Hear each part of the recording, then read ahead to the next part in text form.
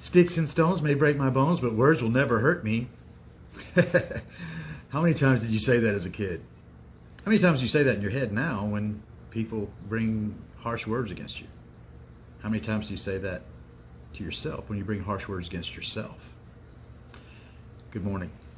Welcome to Morning Love, your daily dose of love, hope, and encouragement from here at Buckwheat Farms Magic Emporium and Ballroom, where it's our desire to see you become all that you desire to become.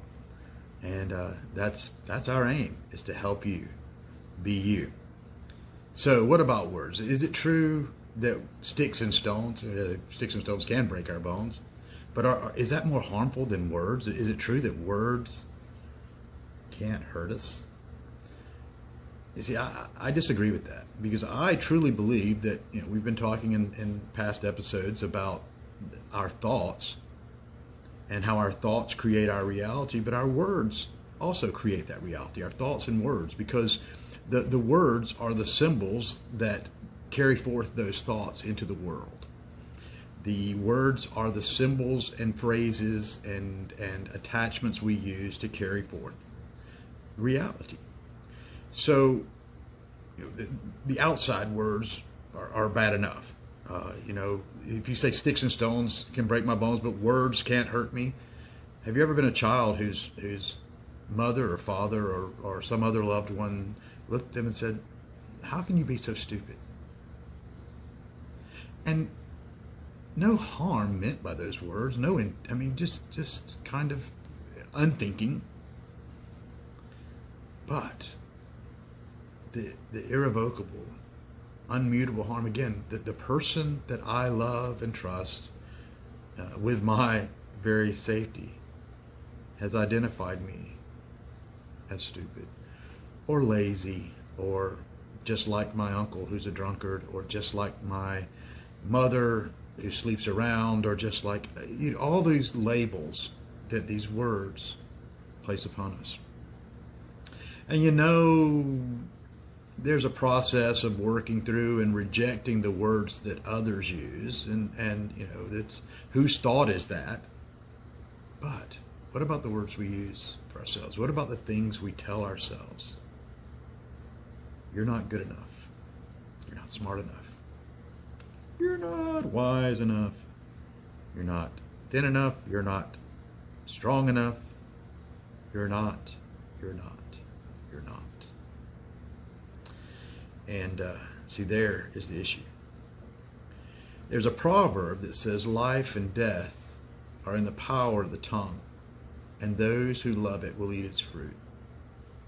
That you will eat the fruit of whatever words you're using. That the way you speak. In fact, there's an exercise, and again, Foolish Fish, wise guy, really wise guy that I have subscribed to, talks about this very thing, about the words we use and their power. And I just hope. In fact, he talks about this exercise that you do with how you phrase things. Instead of saying, "I will not do something," we say, rather than doing X, "I will do Y."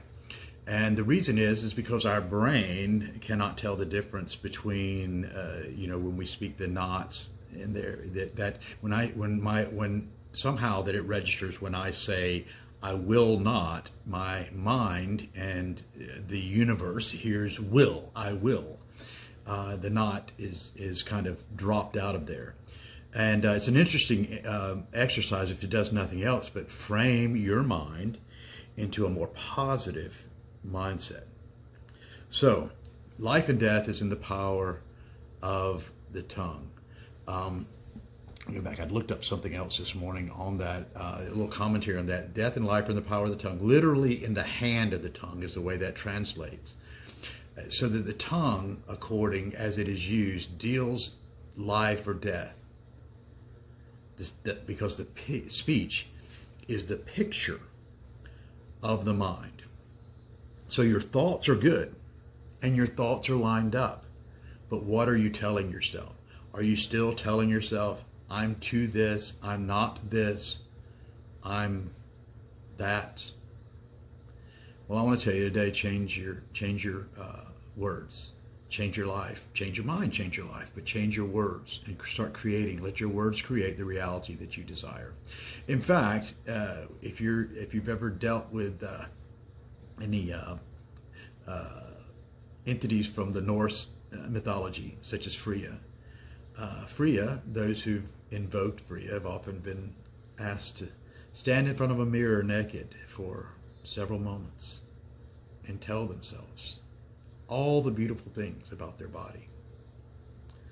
So now, I challenge you, after shutting down this little video here, go, not stand in front of the mirror naked, but stand in front of the mirror and look at yourself and begin to declare those things about yourself that you know to be true, that you wish to be true.